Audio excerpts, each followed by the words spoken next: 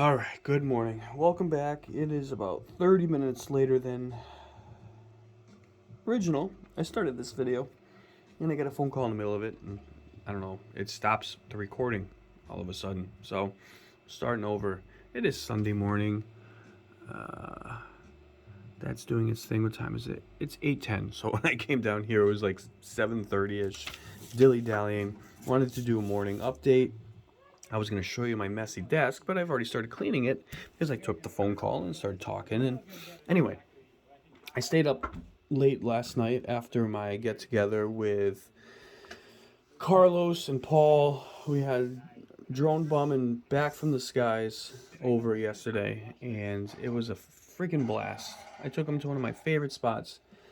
We hiked a whole bunch. I even brought my little youngest daughter with us. I got stuff all over my desk. I can show you this side until we got some stuff down there. It's just everywhere. So I figured I'd come down here, clean up, talk to you guys, and show you what I did. Tata's is done.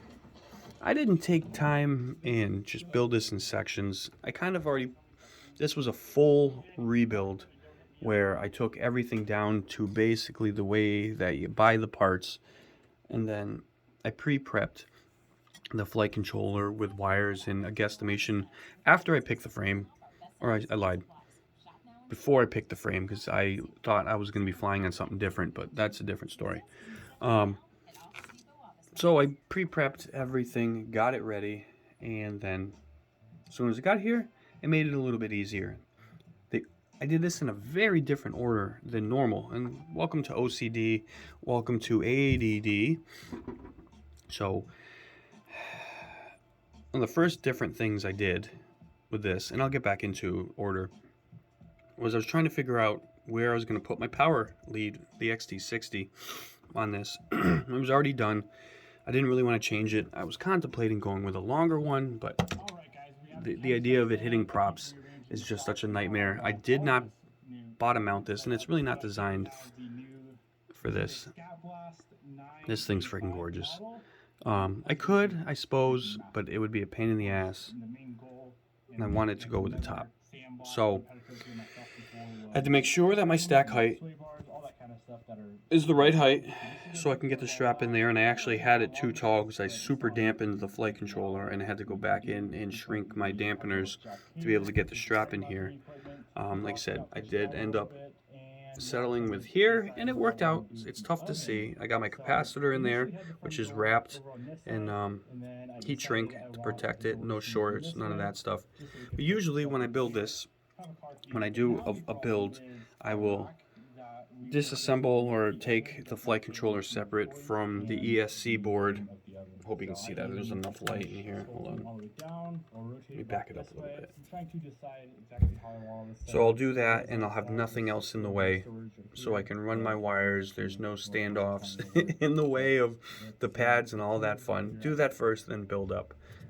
I did it basically backwards, where I figured out, which I thought the first time, my stack height was where I wanted, which ended up being too tall, but I built it up to where I wanted it. I thought I wanted it, ran my wires. I got the tank, the rush, which I'm excited to use. Let's see if I can get my finger back there. The rush back there, which I'll go over in a minute. So I ran the wires that were already I ran them, like that long, so I had to cut them down to that, but that's actually right here. So there's the leftover wires. So ran that to there. I can see it a little bit better. And then originally I was going to run the power wire out the side, and it would have worked. It wouldn't have hit the props, hopefully. But I think this looks way cleaner. It's out of the way. There's plenty of room inside there. The antenna for the Rush is an MX or MMCX or something like that. And got parts sticking to my hand all over here. They said I was putting stuff away.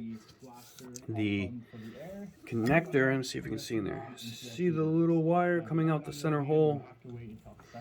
So where it is, you have to run an extension to turn it into the SMA. So it kind of comes out, S turns, comes back, and we got my little lollipop right there. And wipe my lenses. Hold on. There we go. So yeah, and there's enough room. And then the next, man, if this thing sticks to me one more time, hold on, I gotta move these. All right. My receiver, I decased my Spectrum receiver, which is inside. You can see the white plug right there. It fit perfectly inside this 3D printed part, which I am not used to. So it's got holes here that I use that hard plastic, what do they call that, forever tube or something like that, to come out, to have them come out on the sides. The problem was that the props are literally, I can't get the right perspective, hold on. They're like right there. So any little bit of movement would have put them into them. This was after it's done. I promised my wife I'd be upstairs in 10-15 minutes. So I took it back apart. I changed, at this point it was 11:30.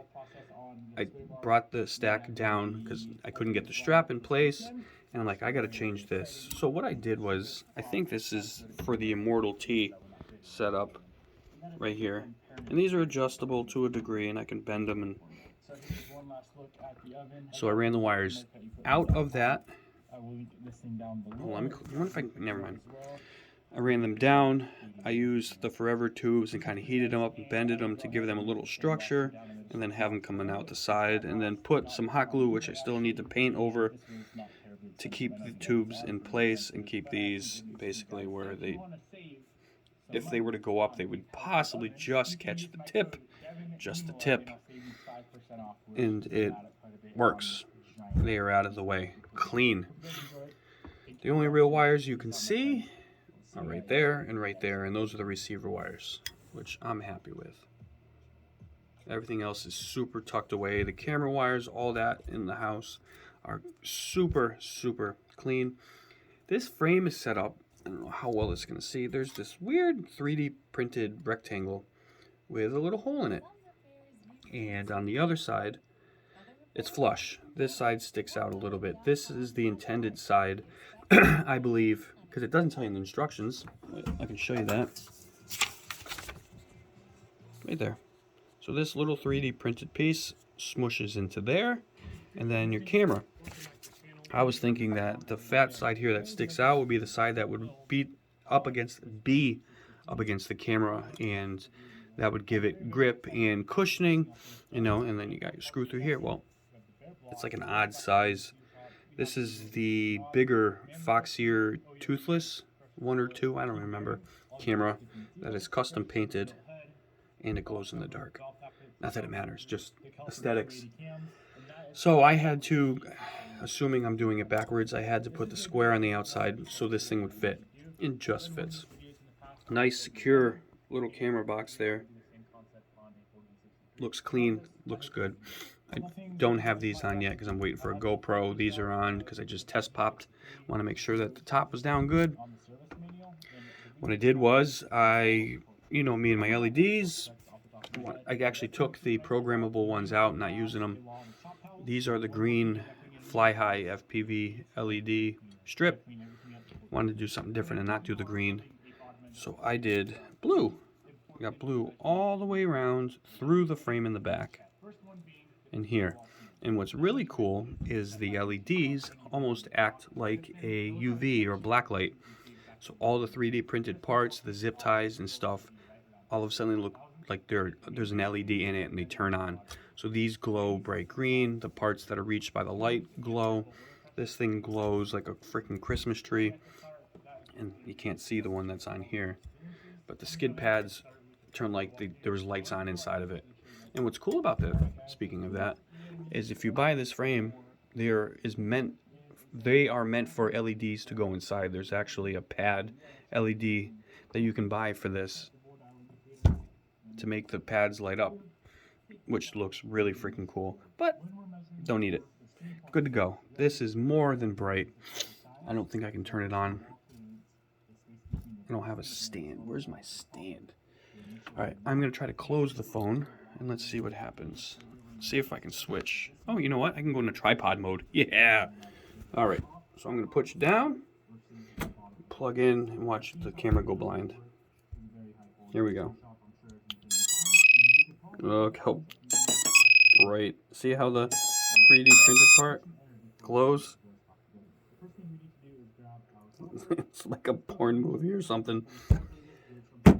All the black light. So yeah, I forgot my phone could do this, so I bent my phone into like a 90-degree here, so that way I can kind of hold it a little differently. And it works, so I can use it as a stand. So yeah, it's done.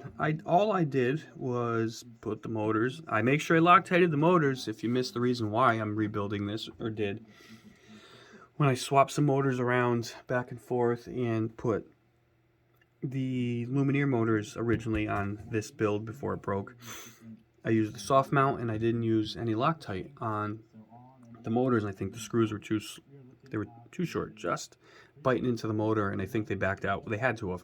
So I had a motor in the middle of a punch, which you'll see in a video in the next couple days, let go. It came off the frame, smacked the frame, and I was like 100 feet above a tree, so it came smashing through a tree, broke an arm off the quad. That motor actually stayed attached with the wires, which doesn't make any sense. One motor was completely ripped clean with all the wires off the flight controller. Thank God it didn't ruin the solder pads. Broke the GoPro. Oh, it's buried away, never mind. I broke the GoPro lens. The ND filter was broken and lost. So it was a certified shit show. But, gotta rebuild. So, nice, fresh, updated tatas. A little less pink than the original build. This is more like the stripper version of tatas with all the lights and flashy colors. Oh yeah, it's clean, it's cool, it's done.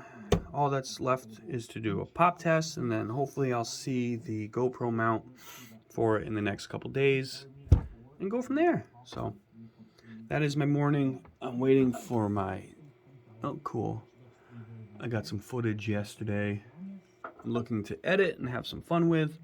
Oh yeah, stickers. We're about a week in the Canopy Crusader Challenge.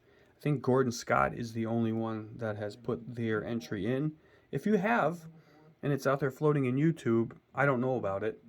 The only way to make it official is to put it in the comments section of mine, Land of the Lost video. That is my entry, even though I'm not really entering in mine. It's just there for showing you guys what I do, you know. But we're going to go to the middle of September as the deadline, and if people need more time, then we'll give it. But it's off to a slow start, so I hope it picks up, and I hope to see you guys make a video for it. So I'm going to get into my editing, get some breakfast, and enjoy my Sunday. Let me know what you think of tatas. See you guys soon.